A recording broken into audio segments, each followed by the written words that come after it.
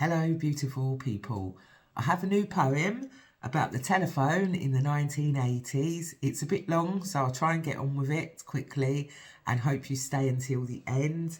I wrote it for people to understand that weren't around in those times, and for those of us that were, just a bit of fun, a memory jog. So, telephone, the 80s. In the 1980s, when I was very young, there was only one telephone in the house. Many families had none. We didn't have mobile phones.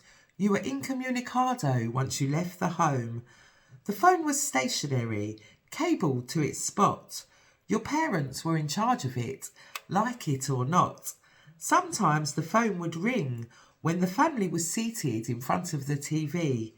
"Get that, will you?" Dad would say. "It won't be for me." For a preteen girl, it would be your mates, chatting, homework, shopping dates. Rush home from school, straight on the blower, no such thing as messaging. Non-verbal communication, letter writing, was always so much slower. "Get off the phone, you've been together all day," any exasperated dad would say. As Dad paid the phone bill every quarter, he could itemise the calls made by his daughters. The telephone was often located in the hall if one was to have any privacy at all. A handwritten flip-top phone number and address book. Hallway table, yellow pages, keys on a hook. Without the space for a special phone chair, the telephone's curly cable stretched and you'd park your behind on the stairs. Occasionally, a neighbour would pop round. To make a call, my mum would enable. My dear old granddad would replace the receiver back upside down on the cradle.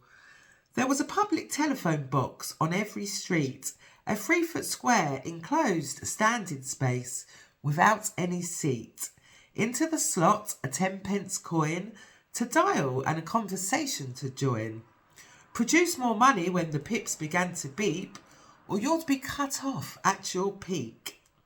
Great shelter for us girls from the rain to get away. Once in a while, there'd be change left in the tray. Some friends' parents would have a payphone in their hall, or a handset where you couldn't make calls at all. No caller ID, you had no way to know if it was someone you were avoiding that day. The call that nobody wanted was one in the middle of the night, striking chills and waking up in a state of fright. The worst kind of news, accident or arrest, just as bad as the phone sex pest. In Strange Lonely Men, you'd be a believer when Gran said she'd had a heavy breather. Gran's telephone handset was a Bakelite wonder, with a circular dial to be turned for every single number.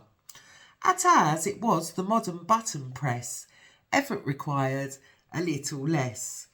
If there was an extra extension in a room upstairs, your siblings could secretly listen in and make your temper flare. Or you'd lift the receiver all ready to call and hear your auntie telling your mum about her new boyfriend Paul. Old times, simpler times, we had so much fun. You could tap in a Tesco to make it ring and get your mum to run. Take a message and a number, write it on the telephone pad. Before phones were mobile, text missives were handwritten. We lived a freedom we never knew we had.